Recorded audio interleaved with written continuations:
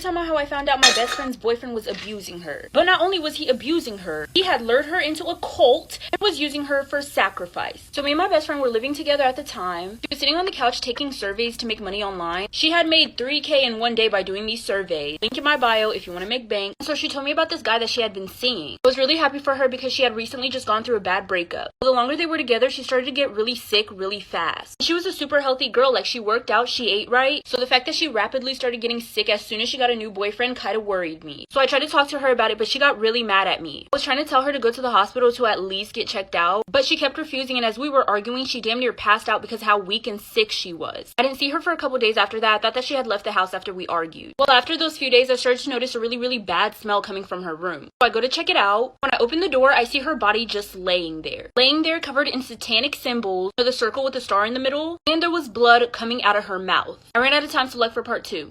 Part 2 of how I found out my best friend was getting abused by her boyfriend and how he lured her into a cult to use her for sacrifice. So like I said, I walked into my best friend's room and her body was just laying there. She was covered in satanic symbols and had blood coming out of her mouth. I thought that she had left the house after we argued and went to stay with someone else. I didn't see her coming in and out of the house, and she wasn't texting me. We did get into an argument and I thought she wasn't talking to me because she wanted to cool off. So I immediately called the police. I took her to the hospital and they also looked around her room and around the house. Well, when they looked around her room, they had found chewed up dead rats in her closet. She had found out that it was her eating those dead rats when she had went to the hospital, and they found it in her system. She ended up being in a coma. The police seemed really suspicious of me and was asking me a lot of questions. It does make sense because I was the last person to be seen with her. Well, a few days later, I get a knock on my door. It's the police. They arrested me on suspicion of trying to kill my own best friend. But not because they were suspicious of me, but because my best friend's boyfriend had told the police that my best friend had told him she had overheard a conversation while I was on the phone about me trying to get rid of her for good.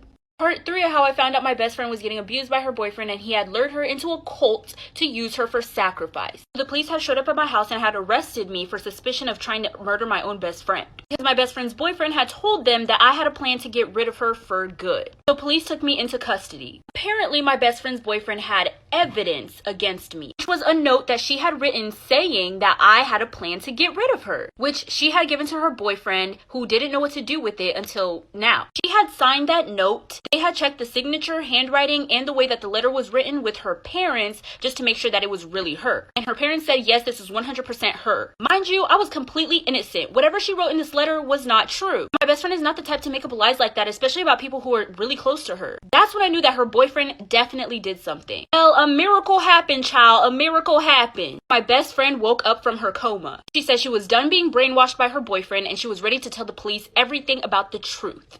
Part 4, how I found out my best friend's boyfriend was abusing her and lured her into a cult to use her for sacrifice. So while my best friend's boyfriend is trying to tell everybody that I tried to kill my own best friend, she woke up from her coma. She was ready to tell police everything. She said she had met him in the library and they were looking for the exact same book. They started talking, he asked her out on a date, and everything was good from there. He was actually really sweet. He spoiled her, gave her everything that she wanted, and then he started inviting her to these therapy meetings. In these meetings, they would do satanic rituals. They would literally do chants and draw satanic symbols all over their body. And obviously this wasn't her thing, so she told her boyfriend that she didn't want to go to those meetings anymore. So that's when he started abusing her and saying things like, I buy you every single thing that you want and this is how you're going to treat me. She was so blindly in love with him that she kept going to these meetings. And she never told anyone because she was scared of what he would do. Well, she started to get more and more uncomfortable around him and he started to notice that. And in one of these meetings, they said that they would need a volunteer to eat dead rats for a sacrifice. Her boyfriend offered for her to do it. For part 5 of how I found out my best friend's boyfriend was abusing her and tried to lure her into a cult to use her for sacrifice. So like I said, her boyfriend was taking her to these meetings. It was a cult. In one of the meetings, they needed somebody to eat dead rats for a sacrifice. And her boyfriend basically offered up his girlfriend,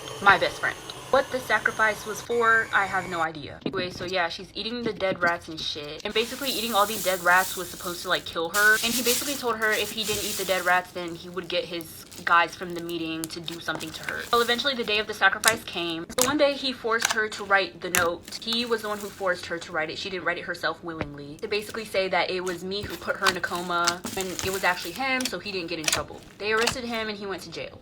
This story time was sent to me by a follower and it actually involves a very popular creator on this app. They actually have millions of followers. Let's get into it. So this girl first started talking to this creator when she DM'd him and he actually replied. She thought he was really cute. He thought she was really cute and they exchanged numbers. Ended up meeting up at Playlist and he invited her to chill in his Airbnb. Well, things got a little bit freaky deaky in that Airbnb. You know, they was fucking. Afterwards, they just kind of chilled. They were laid up talking about life, you know, all that deep shit. And eventually he told her that she had to leave because his boys were coming through or whatever. They just wanted to chill and talk about boy stuff. But before she left, he told her that he loved her and he wanted to be with her. What the fuck is going on here? Let me fix that real quick. Okay, we back. So she left and went to tell her friends what just happened. Hours had passed and she noticed that he wasn't really posting on his story anymore. And he usually posts a lot. While her friend opened Snapchat, noticed that he actually did post. He posted hours ago. And he was with another girl. Part 2. Story time about my touchy English teacher. And no, he did not get fired. He still works at that same school till this day. Let's get into it. This happened when I was a senior in high school, literally last year. His class was the new English class that I switched to because my other English teacher wasn't teaching me shit. So I went to the office and asked if I could switch my classes and they said yes. But only if I was willing to drop honors English and do regular English. And I also would have to be in a freshman class. I was honestly willing to do whatever to get out the class, so I was like, sure. And now I honestly wish I didn't because of this. So it first started off with him being super nice to me, which was kind of weird because I never really talked to him before. He made me like a class leader just because I was older. And every single time I walked into his classroom, he would try to talk to me. Like, not even about school, literally about anything. I didn't think that was weird. I was guessing he talked to me so much because I was older and we could relate on more stuff. This is when things started taking a turn for the worse. During tests or quizzes, he would walk around the classroom and he would always make his way back to me just so he could rub my shoulders. Or he would run his fingers through my hair. That was the biggest red flag. Then he asked me to stay after school for extra credit, like for part 2. Part 2 of my touchy English teacher. Some things I would like to add from the last video. I never had him as a teacher before, not even freshman year. I moved to that school when I was a sophomore. They told me that he was known to be creepy and that so many girls have complained about him making them uncomfortable. But they were just rumors, so I didn't think that much of it. Till that man started rubbing my shoulders in class. And it's the fact that he rubbed my shoulders and nobody else's. I was not 18, I was still 17 years old. I just started senior year. Back to the story. So he asked me to stay after school for extra credit. He said he wanted me to help him set up a project for his students and he doesn't know what young kids like, and apparently every freshman in his class had something to do after school, so I had to do it. But since he said he would give me extra credit, I was like, okay, sure. And I definitely didn't think that this would happen. So my last class was forensics, so after school I went to his classroom. He didn't have any supplies out or anything, so I was like, what project? He tells me to reach on top of a shelf behind his desk. He was literally sitting at his desk, he could have done it himself. So I was like, okay, but as soon as I reach up on that shelf, he gets up and grabs my ass. Like for part 3, because it only gets worse from here. This is part 3 of my touchy English teacher. So like I said, he asked me to get something off of the shelf behind his desk while he was sitting at his desk, and as soon as I go up to grab it, he grabs my ass. He literally stood up to grab it. And then I spun around and started looking at him crazy. Well, after he grabbed my butt, he kept walking as if his arm just brushed up against my ass. And he looked back at me and he was like, is everything okay? Like, okay, so we're just gonna act like he didn't just do what he just did. But I just looked at him and I was like, everything's okay. I told him that I had just gotten a text from my mom and an emergency happened, so I had to go home. But instead of going home, I went to a friend's house and it was the same friend who told me all the rumors of that teacher being a creep.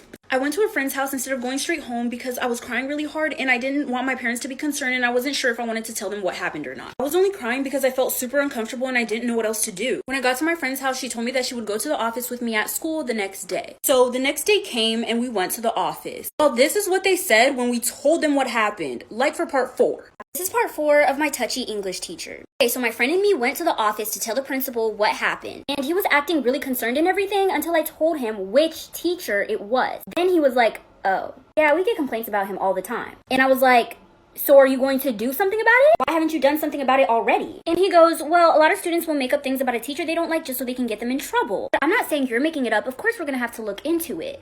Well, I told him that I wasn't comfortable in that class anymore and I wanted to go back to my honors English class. And he let me switch back. Well, after like 5 months, I still never heard anything from my principal. And I didn't know what better to do but move on with my life. I still saw him in the hallway sometimes and it was just really awkward. And he would smile at me as if what happened didn't happen. They basically just let him get away with it because multiple girls have complained about him before, but they didn't have any proof against him. Since there was no proof, they didn't do anything. But I feel like if it was multiple girls, something should have been done. But that's just me. Here's another toxic ex-best friend story time. So me and this girl became friends through a play that we were doing in school. The plays in my school were always mad funny, so everybody on set was really cool. We hit it off like this. She offered to drive me home after the rehearsals and the practices. We would always go to get coffee after our practices, but after doing that for a while, we just started hanging out after school. Well, Eventually we got close and I invited her to this slumber party that I was having. Should've never done that. And here's why. I also invited my boyfriend of 5 months and my other close friends. We were all having a really good time, you know, busting it down, throwing it back, talking shit, playing games, whatever. We specifically talked a lot of shit about her ex-best friend. We, as in everybody at the slumber party. Emphasis on we. Keep that in mind. At this point, it was getting really late. It was like 2 a.m. I ended up dozing off and falling asleep. Now, I woke up to some very slight clapping, and so I turn around and I see my best friend doing the spread eagle on my boyfriend. Like for part 2. Part 2 of my toxic ex-best friend story time. I wake up because I hear some clapping, and I turn around, I see my best friend doing the spread eagle on my boyfriend. Busted, wide open, no remorse. None. So my best friend at the time sees me looking at them, giving me a very much, oh, you wish that was you, huh? Look. You're probably wondering what was going through my mind at that moment. Well, murder wasn't on my mind, surprisingly. I had another plan. So once my boyfriend notices that I'm awake, he tries to push her off of him, as if he wasn't just doing what he was doing, and tries to apologize. Saying things like, oh, I didn't know what I was doing. You were asleep, I just couldn't help myself. You know, just a bunch of bullshit. And so I'm like, y'all putting on a show? With the amazing actress that I am? Not gonna let me join? You know I always get the lead roles in the plays. Come on.